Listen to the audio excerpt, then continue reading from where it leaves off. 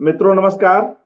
कुछ तकनीकी समस्या आ गई थी, इसलिए हमें उस बातचीत को रोकना पड़ा और हम पुनः प्रस्तुत हैं। साथियों, नरेश सक्सेना जी पर केंद्रित एकाग्र की यह छठी कड़ी है और इसमें उनकी कविताओं और उनकी शख्सियत पर बात करने के लिए हमारे साथ यतीश कुमार जी उपस्थित हैं। मैं आप सभी लोगों की ओर से उनका हार्दिक स्वागत करता हूं। यतीश कुमार जी लगातार साहित्यिक समाज में सक्रिय हैं और अन्यत्र भी कई तरह से साहित्य को लेकर उत्साहित हैं और अपने हिसाब से साहित्य में अपनी दखल रखते हैं। नरेश सक्सेना जी से इनकी कई मुलाकातें हैं, जबलपुर में, कोलकाता में, रायपुर में और अन्यत्र। नरेश सक्सेना किस तरह अलग अलग पीढ़ी के लोगों से अपना संबंध बनाते हैं, एक सहज भाव के साथ लोगों से जुड़ते हैं, इसे हम समझ सकते हैं। पूर्व के भी जो वक्तागण आए अलग अलग अनुशासनों से, वहां भी हमें यह मिलन की सुगंध, परिचय की गंध सहज ही कहीं न कहीं आत्मविभोर कर देती है। एक बड़ा रचनाकार कैसे एक बड़े वर्ग को जोड़कर चलता है, इसे हम नरेश जी की शख्सियत से जान समझ सकते हैं। यतीश कुमार जी का आज का वक्तव्य संस्मरणात्मक भी होगा और आलोचनात्मक भी। वे उनके स्वभाव, उनसे अपनी भेंट के बारे में बातचीत करेंगे और उनकी कविताओं को लेकर भी। तो आइए मित्रों, हम यतीश कुमार जी के पास चलते हैं और उनसे नरेश सक्सेना जी पर केंद्रित उनका वक्तव्य सुनते हैं। यतीश कुमार जी, स्वागत। सर्वप्रथम जन सुलभ पुस्तकालय अर्पण जी, आपका बहुत बहुत आभार कि मुझे इस महत्वपूर्ण पटल पर कुछ भी कहने का अवसर प्रदान किया, क्योंकि नरेश जी इतने बड़े शख्सियत हैं कि उनके बारे में मुझ जैसा नव आगंतुक कवि कुछ भी कहे बहुत कम होगा। तो मैं आपका तहे दिल से शुक्रगुजार हूं कि आप बहुत महत्वपूर्ण काम कर रहे हैं और मैं आपको विशेष शुभकामनाएं देता हूं। आज का जो मेरा वक्तव्य होगा वो संस्मरणात्मक होगा। मेरी जो भी उनके साथ जो भी मैं सीख पाया हूँ हल्का फुल्का, उसके बारे में बातचीत करूंगा। लेकिन वक्तव्य के पहले मैं कोशिश करूंगा कि कुछ लाइनें, उनकी पंक्तियां जो बहुत ज्यादा प्रभावित करती हैं या मुझे करती रही हैं, उनका कुछ पाठ छोटा सा करूं मैं, ताकि हम फिर आगे सुचारू रूप से बढ़ पाए। तो जो बहुत बड़ी कविता उनकी है पार, और उसकी दो पंक्तियां हैं शुरुआत वाली कि पुल पार करने से पुल पार होता है, नदी पार नहीं होती। ये दो वक्तव्य अपने आप में बहुत बड़ी कविता है और ये कैसे लिखा होगा उन्होंने, ये मैं तो कम से कम नहीं सोच पाता हूं। इनकी एक और कविता है शिशु लोरी के शब्द नहीं संगीत समझता है, बाद में सीखेगा भाषा अभी वह अर्थ समझता है। और ये कविता खासकर इनके जो समुद्र पर हो रही बारिश और सुनो चारुशीला दोनों में है, और ये जो मैंने जितना पढ़ा उतना पहली किताब में है और 20 साल के बाद वो कविता पूरी हुई है। तो ये दिखाता है कि कवि कितने सालों तक एक कविता पे काम कर रहा होगा। आगे दो चार और पंक्ति सुनाना चाहूंगा कि बहते हुए पानी ने पत्थरों पर निशान छोड़े हैं, अजीब बात है पत्थरों ने पानी पर कोई निशान नहीं छोड़ा। अब ये ऐसी पंक्तियां हैं कि आप मतलब ये आपकी दृष्टि को बदल देते हैं। आपको ऐसा लिखने के लिए एक दिव्य दृष्टि की जरूरत है जो एक सच्चा कवि ही कर सकता है। अगर ऐसा लिखे कि दीमक को पढ़ना नहीं आता, वे चाट जाती हैं पूरी किताबें। तो देखिए अब एक एक लाइन जो है पूरा का पूरा मुहावरा है, पूरी किताब है। तो मैं संक्षिप्त नरेश जी की जो यात्रा रही है उसके बारे में बताते हुए मेरा उनके साथ जो संस्मरण है उसको मैं टच करूंगा, फिर मैं कविता पे आऊंगा। तो जैसा कि विदित है कि ग्वालियर में 1939 में जन्मे, जबलपुर में उन्होंने बी सिविल इंजीनियरिंग किया, कोलकाता में उसके बाद पढ़े, तो कोलकाता में वहाँ यहाँ संबंध बनता है। बड़े भाई उनके जो थे वो थोड़ी बड़ी कविता करते थे, और वहां से वो मतलब उनको थोड़ा सा आकर्षण कविता की ओर हुआ। जैसा कि सब जानते हैं कि नरेश जी कविता, नाटक और फिल्म निर्माण, संपादन, संगीत, सब में उनका हस्तक्षेप है, और कमांड रखते हैं इन सब चीजों पे। उन्हें जब पहला सम्मान मिला, पहल सम्मान, तब तक उनकी कोई किताब नहीं आई थी। ये हम सब जो अभी कविता को समझने की कोशिश कर रहे हैं, उनको ये समझने की जरूरत है कि कविता में कितनी ताकत है कि इसे किताब के सहारे की जरूरत नहीं। कविता से कवि बनता है, किसी किताब से तो उसके बाद में। तो ये सम्मान इस बात का प्रमाण है। जितना मुझे पता है कि इंटरमीडिएट में थे जबलपुर में, जब उन्होंने ज्ञानोदय में रमा सिंह जी का कुछ मुक्तक पढ़ा, और उनको लगा कि यह मुक्तक, ऐसा मुक्तक तो मैं भी लिख सकता हूँ, और उन्होंने तुरंत 20 मुक्तक भेज दिए ज्ञानोदय को, और ज्ञानोदय ने उनमें से 4 मुक्तक छापे 1958 में। आप समझिए 58 से यहाँ तक 64 साल की उनकी यात्रा है। मैं 45 साल का हूँ। तो इतना बड़ा हस्तक्षेप, इतना बड़ा फलक, और मुझ जैसे नाचीज को आज मौका मिला है उन पर बात करने का। जबलपुर में विनोद कुमार शुक्ल उस समय एग्रीकल्चर साइंस पढ़ रहे थे, दोनों में मित्रता हुई, दोनों परसाई जी के सानिध्य में गए, परसाई जी के सानिध्य में मुक्तिबोध से मुलाकात हुई, और वहां से नई कविता या मतलब विज्ञान, तकनीक, और जो आज हम नरेश जी को जानते हैं जिस खास वजह से, वो उनको वहां मुक्तिबोध के उनके साथ जो वार्तालाप हुआ, वो वहां से उनका पूरा टर्निंग पॉइंट था। वो एक इंसिडेंस है, वैसे यहाँ बताने की जरूरत नहीं, फिर भी मैं बता देता हूँ कि वो परसाई जी के घर गए हुए थे। फिर परसाई जी ने कहा कि इनको रिक्शे पे ले जाओ, तो मुक्तिबोध ने कहा नहीं, मैं पैदल ही चलूंगा। एक प्रकाशक के यहाँ जाना था, तो पैदल चले। तो मुक्तिबोध जी ने पूछा इनसे कि भैया आप क्या करते हैं? तो बोले मैं पढ़ता हूँ सर, मैं बी सिविल इंजीनियरिंग कर रहा हूँ। तो बोले नहीं नहीं, सिविल इंजीनियरिंग में क्या करते हैं? तो बोले मैं स्ट्रेंथ ऑफ मटेरियल, जो सब्जेक्ट्स का नाम बताए। फिर कहे उनका तुम्हारी कविता में क्या स्थान है, कहाँ पे है? वहां पे नरेश सर को एक झटका सा लगा, अवाक रह गए कि अरे ये दृष्टि तो मुझे मिली नहीं या दिखी नहीं अभी तक। और आज मैं देख रहा हूं कि जो दृष्टि उनकी कविताओं में दिखता है, मुझे चींटियां कविता, जो भी कविता उठा लीजिए, वो दृष्टि कविता पढ़ने के बाद लगता है कि अरे ये दृष्टि तो मेरे पास नहीं। मैं अपना अनुभव साझा कर रहा हूँ। तो एक और प्रसंग इस तरह से है कि गोभी के फूल पर दोनों मित्र ने बोला कि भाई कल हम कविता लिख के लाएंगे। तो नरेश जी ने बोला भाई कि अगले दिन कि धरती का फूल है गोभी, क्योंकि इसका कोई तना नहीं है। तो विनोद जी सुने और चुप रह गए, जैसे वो बंधे हुए आदमी हैं, अंदर बिल्कुल ज्यादा खुलते नहीं है। तो वो भी इसी तरह से बिल्कुल शांत, बोले मुझसे लिखी नहीं गई कविता। तो बोले कुछ तो सुनाइए भाई। तो विनोद जी ने बोला कि अगर ये फूल है तो इसे कोट के बटन होल में कैसे लगाऊं, अब बताइए। तो नरेश जी फिर अवाक। तो ये जो सानिध्य है विनोद जी का और परसाई जी का, ये दो किनारे थे नदी के, जिन्होंने इनको एक बहाव दिया, और इस सानिध्य ने बहुत नजरिया बदला इनका कविता के प्रति। जैसा हम लोग सब जानते हैं कि पिता इनके सिंचाई विभाग में थे। मैं थोड़ा सा पृष्ठभूमि पर लेकर चल रहा हूँ ताकि जब मैं सड़क पर उतरूं कविता के बारे में बात करने के लिए तो फिर लंबी बातचीत हो पाए।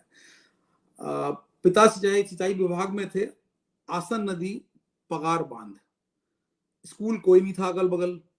तो इनको लग रहा था कि अब क्या करें, तो पानी है, बांध है, वहां समय इन्होंने बिताया काफी। और मुझे लगता है कि समुद्र पर हो रही है बारिश, या पानी क्या कर रहा है, ऐसी अद्भुत कविताएं वहां की स्मृति से निकल करके आई है। क्योंकि मैं मेरा ये अपना, मेरी अपनी सोच है कि जो बाल मन, युवा मन की जो स्मृतियां हैं वो सबसे सशक्त होती हैं, वो काबिज होती हैं आपके मस्तिष्क पे, वो हॉन्ट करती हैं आपको कविता लिखने के लिए। तो पानी क्या कर रहा है, मतलब मुझे बड़ा मतलब आश्चर्य हुआ, सुखद आश्चर्य, विस्मित हुआ मैं ये जान करके कि वहां पे एक जगह लिखा हुआ है कि पानी खुद 4 डिग्री पर जा करके अपना बिहेवियर, अपना जो नेचर है, प्रकृति है, वो बदल लेती है। ये क्यों? क्योंकि 4 डिग्री के नीचे मछली का जिंदा रहना मुश्किल है और पानी इतनी संवेदनशील है, मनुष्य का तो पता नहीं। एक और बात की विनोद कुमार शुक्ल जी, परम आदरणीय, मेरे और नरेश जी के बीच एक कड़ी है, अदृश्य कड़ी, क्योंकि हम दोनों की किताब, नरेश जी की किताब सुनो चारुशीला और मेरी जो अभी जस्ट किताब आई है अंतस की कुरचन, दोनों के अंतिम पृष्ठ पर उनका आशीर्वाद, उनका स्नेह है। और ये मैं तो बहुत ही छोटा कवि हूँ, ये मेरे लिए बहुत गर्व की बात है और मेरी जिम्मेदारी बढ़ाती है कि मैं इस चीज को आगे जाकर निभाऊं। नरेश जी के लिए विनोद जी कहते हैं कि गीत ना होने के बाद भी नरेश की कविताओं के शब्द ऑर्केस्ट्रा के लोग लगते हैं। पढ़ते हैं तो लगता है कि अर्थों का वाद्य सुनाई पड़ता है। उनकी कविता को सुनना जीवन के कार्यक्रम को सुनना है। अब बताइए कितना बड़ा कवि विनोद कुमार शुक्ल, इतने बड़े कवि हैं, वो अपने समकक्ष मित्र के लिए इतनी बड़ी बात कहते हैं। मैं यहां से थोड़ा सा संस्मरणात्मक तरीके से मुड़ रहा हूं। कोलकाता में हम लोग कविता जंक्शन कार्यक्रम करते हैं, जिसमें कि नए कवियों को एक अग्रज कवि के सामने पढ़ना होता है और फिर अग्रज हमारी खामियों को बताते हैं। मेरा पहला पाठ था नीलांबर में बाकी कवियों के साथ, और नरेश जी से जब बात हुई तो वो बहुत सहजता से तैयार हो गए कि नहीं मैं आऊंगा। बहुत छोटा कार्यक्रम हमारा होता है कविता जंक्शन का, इतना बड़ा कवि आ रहा है। तब गिरना जो कविता है, गिरना पे जो वीडियो है हमारा, उस पे काम हुआ और स्मिता का पहला पार्ट था जो आज 8,000 व्यूज हैं जिसके यूट्यूब पे। तो वो पूरा तुरंत तैयार किया गया उनके लिए खास, और हम लोगों ने नरेश जी का इंटरव्यू लिया एक दिन पहले, क्योंकि वो एक दिन पहले आ जाते हैं। हर जगह मैं देखता हूँ सर टाइम से पहले आते हैं, हड़बड़ी में बिल्कुल नहीं रहते हैं। तो उस इंटरव्यू के दौरान जो बातें हुई वो ताल, लय, संगीत, कविता, जो शिशु की जो उनकी जो कविता है उसका जो पृष्ठभूमि है कि लय ही सब कुछ है, लय भाषा के पहले है, भाषा बाद में है। वो चीज उस दिन उन्होंने बताया, समझाया। और एक अच्छी बात जो उस दिन बताई उन्होंने, मुझे आज तक याद है, कि छंद से बाहर जाने के लिए आपको छंद आना बहुत जरूरी है। नई कविता में छंद से बाहर लिखा जा रहा है, लेकिन छंद अगर नहीं आएगा तो एक राइम, एक रिदम वहां पे मिसिंग होगा। और वो मेरे लिए भी लर्निंग लेसन था। फिर हम प्रोग्राम किए, नेक्स्ट डे कार्यक्रम हुआ, कविता पाठ हुआ और सब की कुछ न कुछ कमियां उन्होंने बताई। बहुत ही आराम से सुना उन्होंने। 10 नए कवियों को सुनना कोई आम बात नहीं, आसान बात नहीं है। और मेरी कविता में उनकी एक टिप्पणी थी कि चलो किसी की कविता में किसान और केचुए अभी भी जिंदा हैं। तो मेरे लिए बहुत बहुत बड़ी ये बात थी। उसके कुछ ही दिन बाद मेरा बड़ा मन किया कि सर जब चले गए हैं तो मुझे लगा कि ये बात अधूरी हुई, कि मैं उस समय व्यवस्था में लगा हुआ था, मैं उतना समय नहीं दे पाया सर के साथ। तो मैं फिर अगले महीने लखनऊ गया। और लखनऊ जा करके आप बिलीव नहीं करेंगे, बिना बताए गया और लखनऊ सीधा पहुंचा सर के पास। तो मैं क्या देखता हूँ, उनका घर, उनके घर में 2 विशेष बात। पहली बात कि उन्होंने घर के कंस्ट्रक्शन के लिए पेड़ को नहीं काटा, पेड़ उनके 2nd फ्लोर तक बिल्कुल बीच से है। आप सोचिए कि वातावरण के प्रति, पर्यावरण के प्रति कितना गंभीर व्यक्तित्व है इस कवि का। और दूसरा उनका कमरा, उनका कमरा अगर किसी ने नहीं देखा हो तो मैं गुजारिश करूंगा जो भी लखनऊ अगर जाएं तो उनसे जरूर मिलें, उनके कमरे को जरूर देखें। उनके कमरे में बेड पे हार्डली लेटने का जगह है, पूरी की पूरी किताबें हैं, और वहां दिखता है कि लोग मतलब वो एक अलग ही दुनिया है। वो कमरा पुस्तकालय है, वो कमरा उनका मतलब सब कुछ है। तो वो एक अद्भुत रिश्ता मेरे लिए, वो बहुत वो दिखाता है कि कितना समर्पित पुरुष व्यक्ति है, कवि है यहाँ पे। मैं एक बात और यहाँ पे बताना चाहूंगा कि मेरे लिए खासकर जब मैं बिल्कुल ही नया था, तो दो व्यक्तित्व हैं जिन्होंने मुझे बहुत संभाला, बहुत जगह टोका। उसमें से एक है नरेश सर, दूसरी है ममता कालिया मैम। नरेश सर का एक दिन मुझे पटना एयरपोर्ट पे फोन आया, उनको पता नहीं है, अभी भी नहीं पता है, आप सुन रहे हो तो अलग बात है, कि मैं पटना एयरपोर्ट पे हूँ। सर का फोन आया कि तुमने जो है फेसबुक पे कोई कविता लगाई है, तो काम करो कविता पे। और वहां से उन्होंने मुझे समझाना शुरू किया कि क्या है शब्द के मायने, अर्थ के मायने, समेटना किसको बोलते हैं, और कटाई छटाई कैसे की जाती है। पूरा उनका वक्तव्य चलता रहा, और मैं एयरपोर्ट से रमना रोड पहुंच गया, और सर मुझे समझाते रहे कि और जो नया होता है हर कवि में, तुरंत लिखो और तुरंत चेप दो फेसबुक पे, तो वो गलतियां हम सब करते हैं। और वहां से उस दिन के बाद से मैं बहुत सचेत हुआ और बहुत सीखा। फिर तो जो चीजें थी कि अब कटाई छटाई में आनंद आने लगा। ये नरेश सर का देन है कि वो जो इंजॉयमेंट है अपनी ही कविता को काटने में, वो नरेश सर का दिया हुआ है। और मैं शुक्रगुजार हूँ सर कि आपने मुझे 2-3 बार टोका इस बात के लिए, और मैं पूरी कोशिश करता हूँ उसके बाद। तीसरी बार मुलाकात हुई सर से रंग विनोद के कार्यक्रम में, विनोद कुमार शुक्ल जी के ऊपर केंद्रित कार्यक्रम हम लोग कर रहे थे रायपुर में। अब सोचिए कितना बढ़िया मतलब वो समा होगा कि भाई विनोद कुमार शुक्ल, नरेश सक्सेना और अशोक वाजपेयी, और तीनों उपलब्ध हैं कार्यक्रम के एक दिन पहले। फिर हम लोगों ने कहा नहीं, इस मौके को जाने नहीं देंगे। और जैसा हम लोगों का कार्यक्रम है कि हम लोग एक इनफॉर्मल सा इंटरव्यू सेशन रखते हैं हर बार, जब अरुण कमल आए थे या कृष्ण कल्पित जी आए थे, सबके साथ हम लोग एक फ्रेम करते हैं। वहां पे हम लोगों ने 25-30 युवा कवि के साथ उनको अलग से एक छोटे से हॉल में हम लोग बिल्कुल ही जहाँ पे कोई रोक टोक नहीं, कोई कैमरा नहीं, कोई लाइव नहीं, मतलब उन्मुक्त बात जिसको कहें।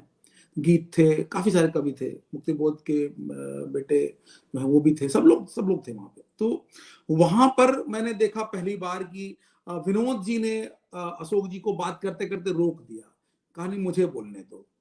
ऐसा विनोद जी कभी नहीं करते हैं। और ऐसा इसलिए भी संभव हो पाया क्योंकि उनके साथ नरेश जी भी बैठे हुए थे, और एक वो तीनों की जुगलबंदी, पुरानी जबलपुर भोपाल वाली एक जुगलबंदी, ऐसा समा होगा, तीनों युवा बन गए। और हम लोगों के पास वो वीडियो है, जल्द ही साझा करेंगे हम सबके साथ। वो वीडियो एक अविस्मरणीय याद है हम लोगों के लिए, सीखने की दुनिया भर की चीजें हैं वहां पर। फिर उसके बाद हम अभी हाल में एक शब्द समारोह हुआ था जबलपुर में, वहाँ सर के साथ फिर एक दिन पहले से मुलाकात, एक दिन 2 दिन साथ रहे हम। और वहाँ पे संयोगवश मेरे लिए गर्व की बात थी कि हम मंच साझा कर रहे थे सर के साथ। और पहले क्रम कुछ और था, लेकिन अनाउंसमेंट में सबसे पहले मुझे कविता पाठ करने के लिए कह दिया गया। अब मैं नर्वस कि भाई सर बैठे हैं और मैं कविता पाठ करूं, ये तो बड़ा मतलब दुविधाजनक बात हो गई। लेकिन उस नर्वसनेस को वो ताड़ गए पूरी तरह से। और उन आप देखे होंगे अगर जो भी लोग नरेश जी से मिले हैं, वो उनके बच्चे वाली मुस्कान से परिचित हैं। आप उनको देखेंगे, बहुत ही मोहक बचपने की मुस्कान है। मैंने बस वो मुस्कान देखी, मेरा पूरा डर भय गायब हो गया, और मैंने बिल्कुल ही विमुख होकर कविता पाठ किया। और मतलब शायद बेहतर ही हुआ होगा। तो इस तरह का उनका साथ रहा। फिर दूसरे दिन मैं पूरी तरह उनके आगे पीछे ही रहा, उनको स्टेशन छोड़ के आया, क्योंकि मैं कोई भी एक पल गंवाना नहीं चाह रहा था जो उनके उनसे अलग हो। वहां पर मुझे राखी मिली, उनकी छोटी बेटी। राखी को मैं एक कविता से जानता हूं पहले से, कि भाई मछलियां कविता है, और मछलियां कविता में राखी आती है। जब मैं राखी को प्रत्यक्ष मिला तो मुझे लगा मैं कविता को शायद थोड़ा और बेहतर जान पाया। तो आगे के कार्यक्रम को चलने के पहले मैं चाहूंगा कि मछलियां आपको मैं सुना दूं, क्योंकि इस कविता को मैं जितनी बार पढ़ता हूं रोंगटे खड़े हो जाते हैं और आपको एक जिस दृष्टि और अंतर्दृष्टि के बीच का जो एक रास्ता है वो दिखता है और कवि थोड़ा बेहतर इंसान बनता है। तो मैं ये पाठ आप लोगों के लिए कर रहा हूं। मछलियां। एक बार हमारी मछलियों का पानी मैला हो गया था। उस रात घर में साफ पानी नहीं था और सुबह तक सारी मछलियां मर गई थी। हम यह बात भूल चुके थे। एक दिन राखी अपनी कॉपी और पेंसिल देकर मुझसे बोली, पापा इस पर मछली बना दो, पापा इस पर मछली बना दो। मैंने उसे छेड़ने के लिए कागज पर लिख दिया मछली। कुछ देर राखी उसे गौर से देखती रही, फिर परेशान होकर बोली, यह कैसी मछली? पापा इसकी मूंछ कहाँ है, सिर कहाँ है?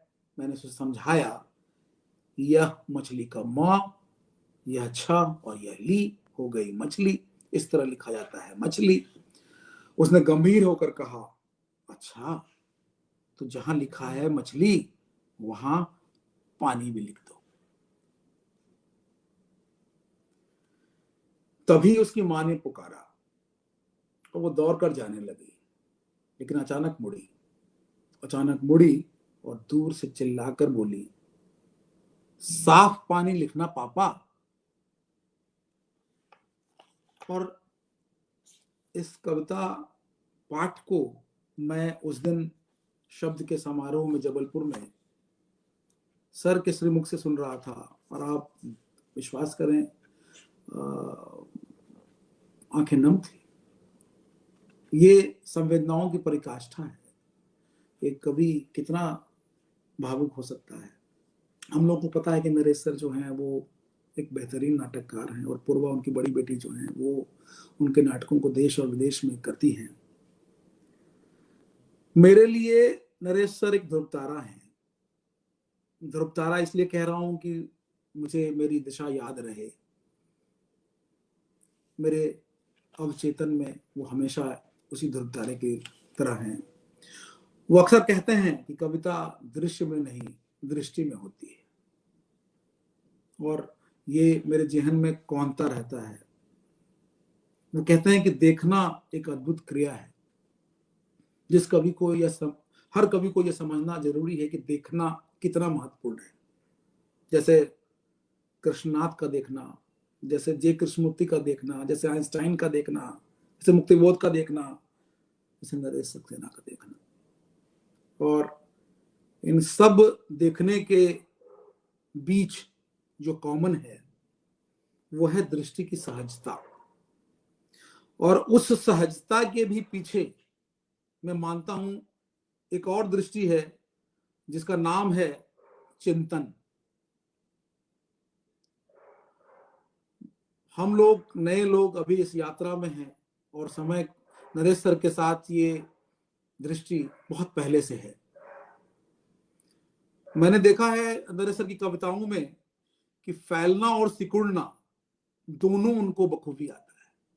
और जिस कवि को ये आ जाए उसकी कविता का फलक बहुत बहुत बहुत बड़ा होता है और ऐसी दृष्टि उन्हें और भी समृद्ध बनाती है। उनकी बात को सुनिए तो थोड़ी देर के लिए लगेगा विषयांतर हो रहा है, वो भटक रहे हैं। ऐसा मुझे 3-4 बार हुआ, लेकिन अगले ही पल वो आपको ठीक सटीक जगह पे खड़े मिलेंगे। और इस कला में विषय के अंदर रहकर विषय से बाहर जाना, भीतर टहलना, ये ऐसे मुमकिन नहीं है। हम लोग नवसिखिया कवि हैं, लिख रहे हैं, हमें भावनाएं हैं, भावनाओं का उद्गम भी है। हम थोड़ी मोड़ी चर्निंग से कुछ कविता लिख लेते हैं, लेकिन नरेश सर जैसे लोग कविता पर, भावनाओं पर कमांड और कंट्रोल दोनों रखते हैं। प्रवाह होना, भावनाओं का प्रवाह होना और कमांड और कंट्रोल होना, इन दोनों के बीच की दूरी हमारी और उनकी दूरी है। मैं इस बात को अच्छी तरह जानता हूं, मैं अपनी जगह भी जानता हूं, और उस दूरी को समझने परखने के लिए उनकी कविताएं बार बार पढ़ता हूं। वो कहते हैं कि कविता का अंतिम लक्ष्य है संवेदनाओं की अविरल धारा का फटना, और फटना सिर्फ नहीं, उसका संतरित होते रहना। और ये समझना बहुत जरूरी है, क्योंकि आप जितना भी शब्द कुछ भी आप वहां डालें, अंतिम लक्ष्य यही है कि वो संतरित होकर लोगों तक पहुंचे। और यही नरेश जी की कविता की शक्ति, कि वो जन कवि हैं, वो बात उनकी जेहन तक पहुंचती है। नरेश जी को पढ़िए तो रोंगटे खड़े हो जाते हैं। अगर आप मुझे लगता है कि चींटियां कविता अगर आप पढ़े हो तो आपका दृष्टिकोण बदल जाएगा चींटियों के प्रति। कई कविताएं मेरी है जिसका शीर्षक मिलता है उनकी कविताओं से, कंक्रीट, चींटियां, लेकिन भीतर कुछ भी नहीं है उनके जैसा। मैं चींटियों को देखता हूं कि वो सम्मिलित होकर के, एकजुट होकर काम करती हैं। वो देखते हैं चींटियों को सामूहिक हत्या करते हुए। वो कहते हैं चींटियों को चींटियां ना समझना सबसे खतरनाक है। वो जिंदा झिंगूर खा जाती हैं, वो चींटियों को ऐसे देखते हैं। उनका हिस्सा कविता पढ़िए। हिस्सा कविता में आप देखिएगा कि पसीने में पानी और खून में नमक की बात करते हैं। खून में लोहे की बात करते हैं। और इस पृथकता में पानी का क्या होता है, वो हिस्सा में जब आप पढ़िएगा कि दुनिया में नमक और लोहे में हिस्सा है, तो फिर दुनिया भर में बहते खून और पसीने में हमारा हिस्सा होना चाहिए। कितना बड़ा वक्तव्य है ये, कि आप पाने के लिए सब कुछ पाना होता है आपको, लेकिन देने के लिए आप उससे विमुख हो जाते हैं, विलग हो जाते हैं। तो आपकी कविताओं को पढ़ते समय एक चौंध उठती है और आंखें विस्मित होती जाती हैं। हमें कविता पढ़ना सीखना आता है, और ये भी लगता है कि ऐसा मैंने पहले क्यों नहीं सोचा। नरेश जी की कविताओं में सन्नाटा और झन्नाटा, ये दोनों साथ साथ रहते हैं। आप सोचिए कि इन दोनों को साथ साथ निभाना कविता के भीतर, ये कोई विरले ही कर सकता है। और जिस खामोशी को एक कवि अपनी कविता के पाठ के बाद अपने श्रोतागण की आंखों में ढूंढता है, वो इनकी कविताओं में, उनके पाठ में अनायास टहलती है। ये बहुत बड़ी बात है। मैं जितनी बार इनसे मिलता हूं, मैं थोड़ा और मनुष्य बनता हूं, ऐसा मैंने कई बार कहा है। इनकी एक कविता है पृथ्वी। पृथ्वी कविता में सतह पर ये जल की बात करते हैं और इसके गर्भ केंद्र में अग्नि की बात करते हैं। अब ऐसे पृथ्वी पे हम क्या बात करते हैं, हम फूल, फल, जंगल, पहाड़ की बात करते हैं, और यहाँ एक कवि किसी और दृष्टि की बात कर रहा है। कहता है कि पृथ्वी क्या तुम स्त्री हो, घूमती हो तो घूमती चली जाती हो। आप पृथ्वी कविता पढ़िए, आप थोड़ी देर के लिए खामोश हो जाइएगा, बिल्कुल ट्रांस में महसूस करिएगा कि क्या कहना चाह रहे हैं। गर्भनाभ में अग्नि और बाहर से पानी, ये है पृथ्वी, ये है स्त्री। और इन दोनों को इस तरह से प्रस्तुत करना अनुपम। इनकी एक और कविता जो मुझे बहुत पसंद है, फूलों का रोना कविता को आप देखिए तो इसकी पहली पंक्ति पर रुक जाइएगा। तोड़ लिए जाने के बाद भी उन्हें अपने तोड़ लिए जाने के बारे में कुछ नहीं पता। कवि कितना चिंतित है, फूलों का रोना सुनाई नहीं पड़ रहा है, और उनको, कवि को, सामने सारे चेहरे टूटे फूलों के, और रोना किसी को सुनाई नहीं पड़ रहा। आप संवेदना की प्रकाशन कैसे, कितना, कहां, कैसे महसूस कर रहे हैं। एक फूल जिसको तोड़ दिया जाता है, उसको पता ही नहीं कि मुझे तोड़ दिया गया, वो हंस रहा है।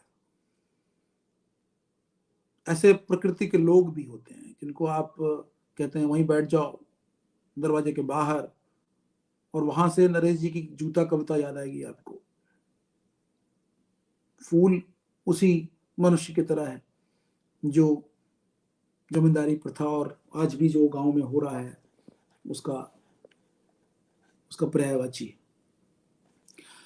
विज्ञान का असर आप लोगों को पता ही है कि इनकी कविताओं में कितना ज्यादा है विज्ञान का असर, और ये साफ साफ मुक्तिबोध का असर है। मुक्तिबोध ने इनसे पूछा कि भाई तुम क्या करते हो, तो इन्होंने कहा कि मैं सिविल इंजीनियरिंग कर रहा हूँ।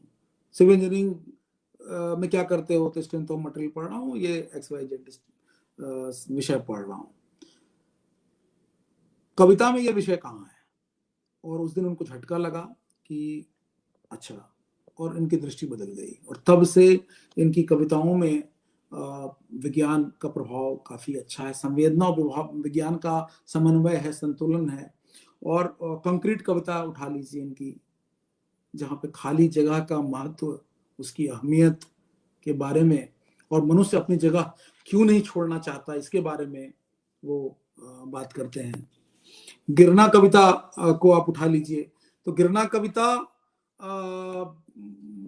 भावनाओं, विज्ञान दोनों का बेजोड़ समन्वय है। और इतनी सकारात्मक कविता, गिरना जैसे शब्द को बदल सकता है। ये सेतु कविता है इनकी। तो गिरना कविता का एक छोटा सा हिस्सा मैं सुनाना चाहूंगा। वैसे तो स्मिता ने इसका इतना अच्छा पाठ किया है कि मेरा करना पता नहीं कितना जायज होगा। मैं जो मुझे पसंद है हिस्सा सबसे ज्यादा वो पढ़ रहा हूं। गिरो प्यासे हलक में घूंट जल की तरह, रीते पात्र में पानी को की तरह गिरो, उसे भरे जाने के संगीत से भरते हुए। गिरो आंसू की एक बूंद की तरह, किसी के दुख में गेंद की तरह गिरो, खेलते बच्चों के बीच गिरो, पतझड़ की पहली पत्ती की तरह। एक कोपल के लिए जगह खाली करते हुए, गाते हुए ऋतुओं का गीत कि जहां पत्तियां नहीं झरती वहां वसंत नहीं आता। गिरो पहली ईंट की तरह, नींव में किसी का घर बनाते हुए। गिरो जलप्रपात की तरह, टरबाइन के पंखे घुमाते हुए, अंधेरे पर रोशनी की तरह गिरो।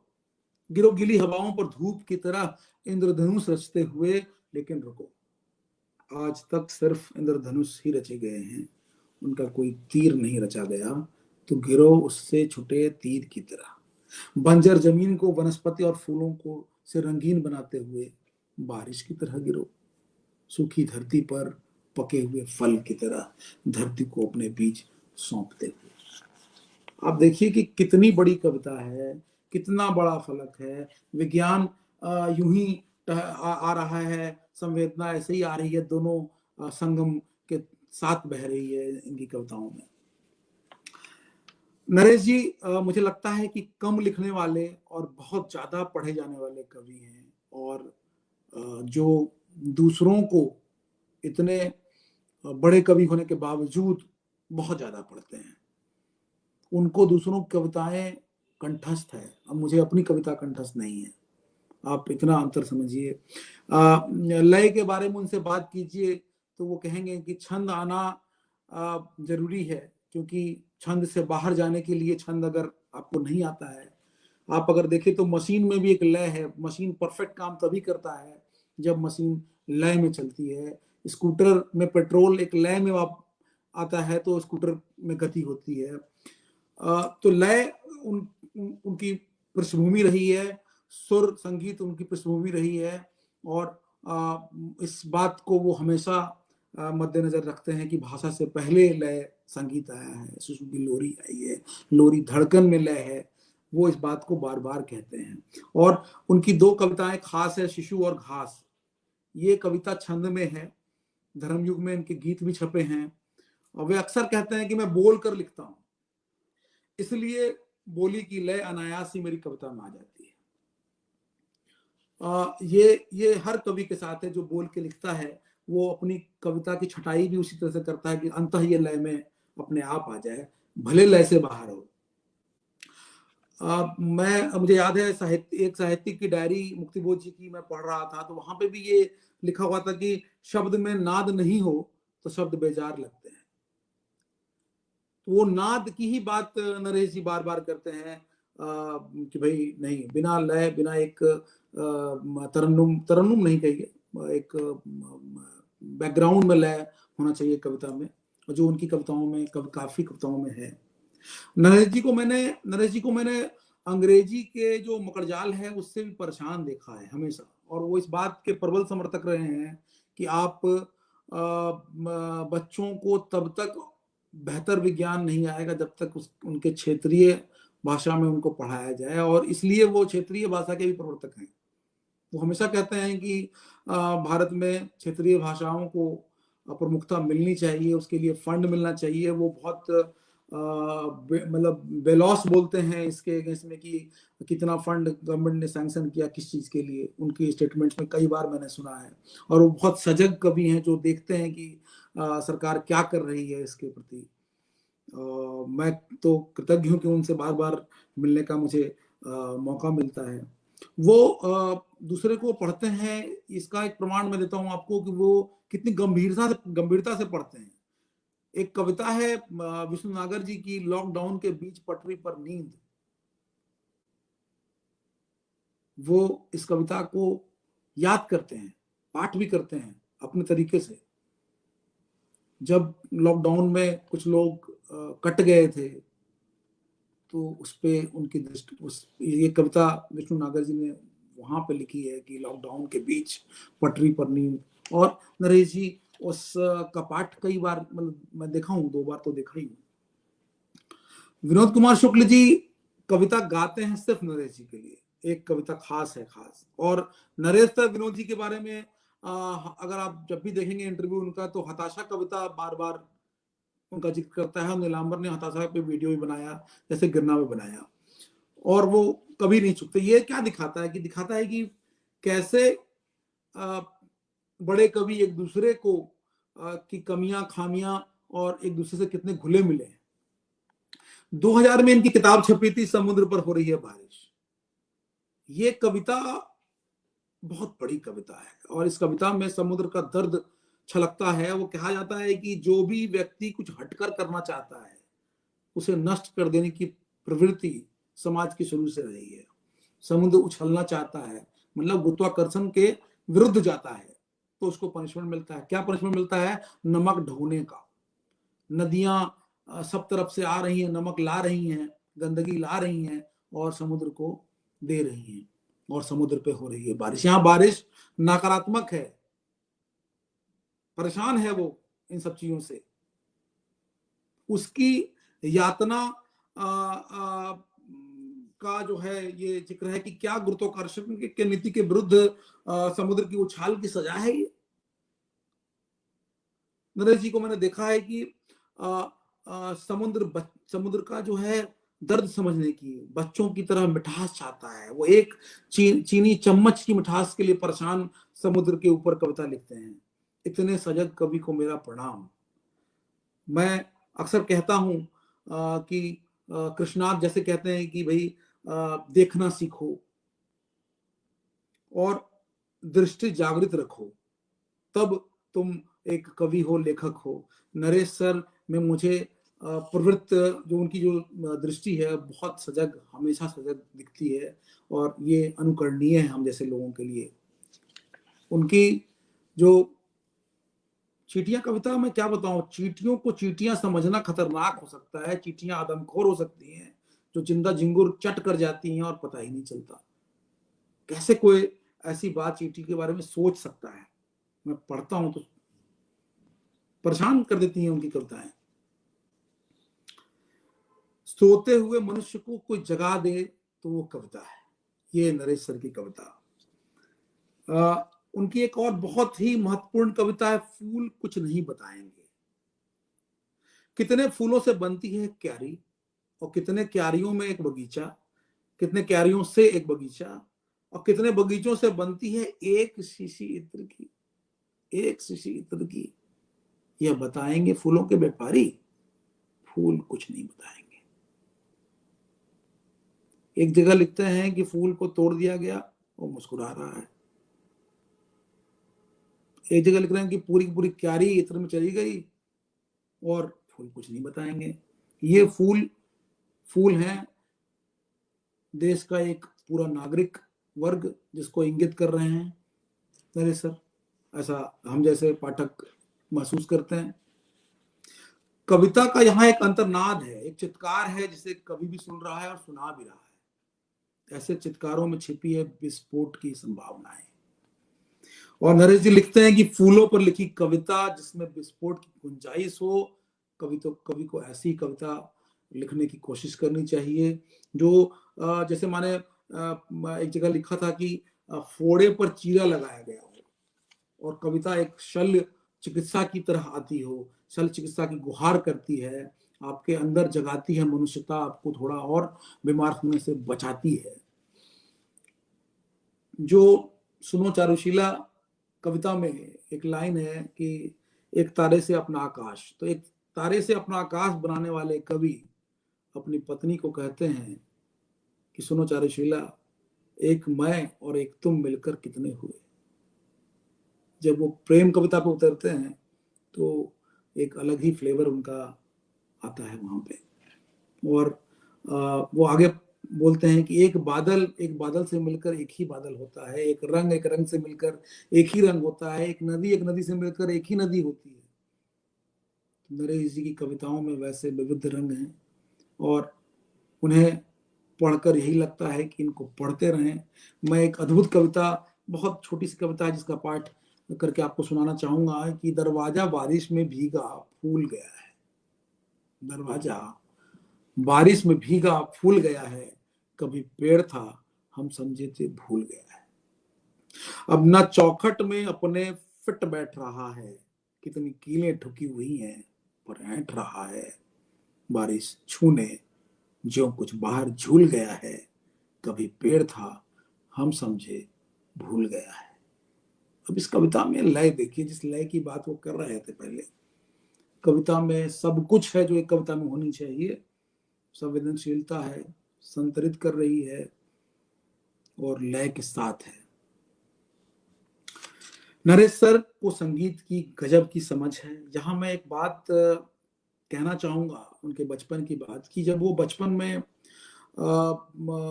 उनका घर जो है वो एक सिनेमा हॉल के साथ साझा करता था उनका घर, और वो एक ईंट हटा देते थे तो सिनेमा देखते रहते थे। तो बैजू बावरा 6 महीना देखा उन्होंने। तो संगीत और लय उस सिनेमा हॉल की देन है। और जैसे मुझे खुद लगता है कि मुझे भी धुन गाने, मतलब आप धुन बजाइए मैं गाना बजाता हूँ, ये इसलिए क्योंकि मैंने कभी हिंदी साहित्य नहीं पढ़ा लेकिन गाने खूब सुने। तो ये सब चीजों का असर होता है। तो मैं इस बात को अच्छी तरह समझ रहा था कि नरेश सर का सिनेमा की ओर मुड़ना, जुड़ना, निर्देशक बनना, इन सब के पीछे वो बचपन की स्मृति का बहुत ज्यादा रोल है। वो अक्सर कहते हैं कि कविता के पास जाओ तो अंततः संवेदना को संतुलित कर सके, वो ज्ञान के लिए नहीं, आनंद और दर्शन के लिए हो कविता। ये वो हमेशा कहते हैं। मुझे याद है चित्रा सिनेमा हॉल नाम था जहाँ पे उनका घर था, और वो कई बार ये बात कह चुके हैं कि भाषा हमारे पास अंतिम कला के तरह आई, लय के संग पैदा होते हैं हम, चित्रकला गुफाओं में हमसे पहले आया, और शब्द अंतिम कला आए तो सबको साथ लेकर आया। तो आप देखिए कि मतलब बिल्कुल जमीनी बातें कर रहे हैं वो।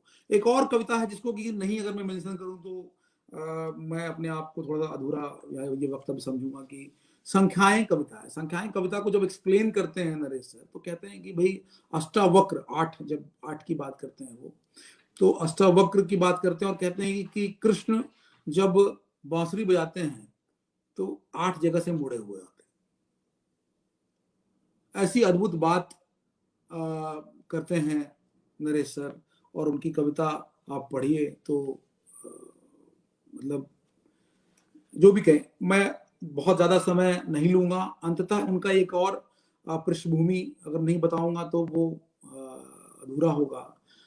इंजीनियर हैं और वो मुझसे जब भी बात करते हैं मेरे प्रोफेशन पक्ष के बारे में बहुत बात करते हैं, और अक्सर उनका कहना होता है कि तुम्हारा जो कवि पक्ष है वो तुमको बहुत मदद करता है अपने काम में। और मैं इस बात को भली भूति समझता हूँ क्योंकि नरेश सर जब सिविल इंजीनियर थे उस समय रायबरेली का सीवरेज का इशू हो या बुंदेलखंड के पाइप का लेआउट हो या सबसे चैलेंजिंग जो शिलोंग में गुरुत्वाकर्षण के विरुद्ध पानी ऊपर पहुंचाना और नीचे के बराबर का, तो ये चीज का कॉम्बिनेशन एक कुशल इंजीनियर तभी कर पा रहा है था जब वो एक कवि था। तो मैं अपना वक्तव्य यहीं पे खत्म करना चाहूंगा। नरेश सर, आप हमें ऐसे ही प्रेरित करते रहें और हम आपसे सीखते रहें। आपका आशीष हमारे ऊपर बना रहे। बहुत बहुत धन्यवाद। जी, शुक्रिया यतीश जी इस भावप्रवण वक्तव्य के लिए। और आपने अपने इस संवाद में कई ऐसे पक्षों पर बात की जिन पर बात किया जाना कहीं ना कहीं आवश्यक है। आपका यह संवाद संस्मरणात्मक भी रहा और कविता, उनकी कविताओं को लेकर जो आपकी सोच है, जो दृष्टि है, इसे भी हम लोग जान पाए। मित्रों, विगत कुछ एक दिनों से हम लोग नरेश सक्सेना जी की कविताओं पर और उनकी शख्सियत पर बात कर रहे हैं। वक्तागण उनकी कविताओं को यहाँ पर उद्धृत भी कर रहे हैं और सविस्तार उन पर चर्चा भी कर रहे हैं। यतीश कुमार जी के इस वक्तव्य में भी हमने उनकी कई कविताओं को सुना और उस पर यतीश कुमार जी की राय जानी। एक बेहद सारगर्भित वक्तव्य रहा। यतीश जी, हार्दिक बधाई। मित्रों, मैं इस अवसर पर कुछ और बात अपनी ओर से कहना चाहता हूं। नरेश सक्सेना जो नरेश सक्सेना का जो कवि है, वह मनुष्य के अंतर्मन को बखूबी समझता है। और ये बातें मैं उनकी एक कविता पर केंद्रित होकर कह रहा हूं, बाद में उस कविता का पाठ भी करूंगा। व्यक्ति के भीतर बारीक से बारीक परिवर्तन को भी नरेश सक्सेना का कवि भांप लेता है और उन्हें अपनी कविता में दर्ज करता है। उनके लिए जीवन शक्ति का, साहस का, रुचि का एक खेल का मैदान सरीखा है। और कई वक्तव्यों में हम देख रहे हैं कि किस तरह उनकी कविताओं में वंचित तबके और हाशिए पर रह रहे लोग अलग अलग दृश्य बिंबों में बार बार आते हैं। और जो हमारी अपनी जातीयता है, जो सांस्कृतिक बुनावट है और जिस तरह के हमारे अपने प्रचलन हैं, उसे भी वे अपने हिसाब से कविताओं में लाते हैं। और मैं एक उनकी कविता अजीब बात, उस संदर्भ में ये बातें कह रहा हूं कि किस तरह वे पैरों के पूजे जाने के बहाने जीवन की यायावरी के महत्व को अपने हिसाब से इस कविता में उठाते हैं। तो आइए इस कविता को सुनते हैं। अजीब बात, नरेश सक्सेना। जगहें खत्म हो जाती हैं जब हमारी वहां जाने की इच्छाएं खत्म हो जाती हैं, लेकिन जिनकी इच्छाएं खत्म हो जाती हैं वे ऐसी जगहों में बदल जाते हैं जहां कोई आना नहीं चाहता। कहते हैं रास्ता भी एक जगह होता है जिस पर जिंदगी गुजार देते हैं लोग, और रास्ते पांवों से ही निकलते हैं। पांव शायद इसीलिए पूजे जाते हैं। हाथों को पूजने की कोई परंपरा नहीं है हमारी संस्कृति में। ये कितनी अजीब बात है। तो इस तरह से नरेश सक्सेना जी की हर कविता पर विस्तार पूर्वक चर्चा हो सकती है। और हमारा यह एकाग्र करने का यह उद्देश्य भी यही है कि हम अलग अलग कविताओं पर चर्चा करें, बातचीत करें और अलग अलग वक्ताओं को सुने। साथियों, यतीश कुमार जी के सौजन्य से हमें कुछ चित्र मिले थे। उन चित्रों की एक वीडियो फाइल हमने तैयार की है और उनके कुछ संदर्भ भी अभी हमें यतीश कुमार जी के वक्तव्य में देखने और सुनने को मिले। तो आइए उन चित्रों से यतीश कुमार के वक्तव्य को भी जोड़ते हैं। और यतीश जी, जहां आपको लगे तो अपनी बात भी रखें। यतीश कुमार जी। ये वही मार्च 2018 का कविता जंक्शन का कार्यक्रम हो रहा है। यहाँ पे सर आए हैं और मैं उनको वेलकम कर रहा हूँ कलकत्ता में। जी जी जी, यहीं पे कविता पे काफी चर्चा हुई थी सर से। सर फिर हमारे घर भी आए थे, वही बगल में सामने हमारा घर था। वाह जी ये उसी पल उसी क्षण का है। सारे लोग नीलांबर के हैं यहाँ पे। जी। तो मनीष सक्सेना का जो अपना एक सरल स्वभाव है, लोगों से मिलने की जो उत्सुकता है और जिस बाल सुलभ हंसी की बात यतीश कुमार जी कर रहे हैं, हम सभी लोग इसके साक्षी हैं। और यायावरी की चर्चा कल उनकी बेटी पूर्वा जी ने ये भी। जी जी ये रायपुर का है। रायपुर में हम लोग इकट्ठा हुए थे सब। और उसमें लेफ्ट में एक संजय सैलानी है लड़का। ये जंगलों में काम करता है और सर का बहुत भक्त है। सर का बहुत, कविता से उसका लेना देना उतना नहीं है, लेकिन सर को बहुत पसंद कर, मतलब पूछता है। जी। कुछ चित्र और हम देख लेते हैं और इसके जी जी बाद जी संवाद को समाप्त करेंगे। जी। ये मैं उनके घर गया था और मुझे याद है, शहतूत दिखेगा, हल्का सा शहतूत नीचे रखा हुआ है। हाँ उनको बिल्कुल। शहतूत पसंद है, मैं लेके गया था सर के लिए। और हम लोग आराम से, और यहाँ पे मैं बताना चाहूंगा कि हाँ, मेरी एक भूख कविता है। भूख कविता पहले बहुत लंबी थी। तो सर ने बोल, सर देखिए कितने बड़े कवियों का ना अलग ही मामला होता है। वो कहते भैया मैं नहीं कविता सुनाऊंगा, तुम सुनाओ। अब उनकी उत्सुकता देखिए, वो मेरी कविता सुनने को तैयार है।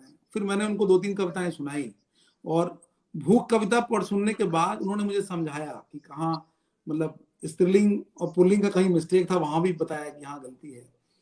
और जी फिर मैंने उसको आधा कर दिया कविता को। ये वो शब्द है, जो अभी जबलपुर में हम लोग मिले थे, जो मैं कह रहा था कि जहां मैं नर्वस था स्टेज पे साझा कर, सर का के साथ स्टेज साझा करना कोई छोटी मोटी बात तो है नहीं। जी वो सर को मेरी किन्नर कविता बहुत पसंद है, तो वो मैंने उस दिन सुनाया था इनको।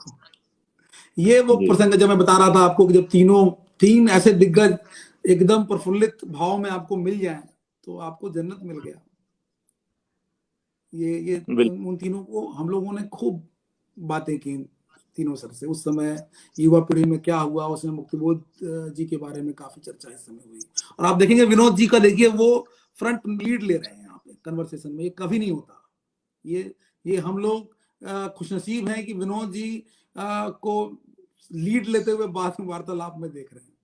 ये वही जबलपुर का है। शब्द में मैं सर का पीछा नहीं छोड़ रहा था। शब्द में मैं जब भी सर जहां जाते थे मैं रहता था साथ में।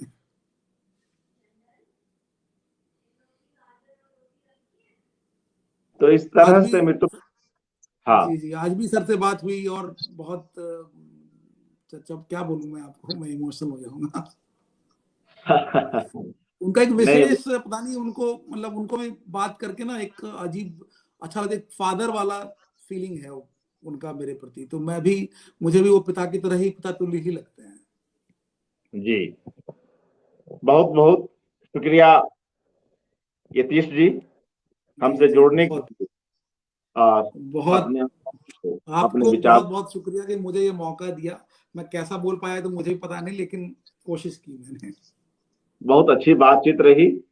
बहुत सभी आभार मित्रों सभी का। दर्शकों सबको धन्यवाद जो जुड़े यहाँ पे हमारे साथ।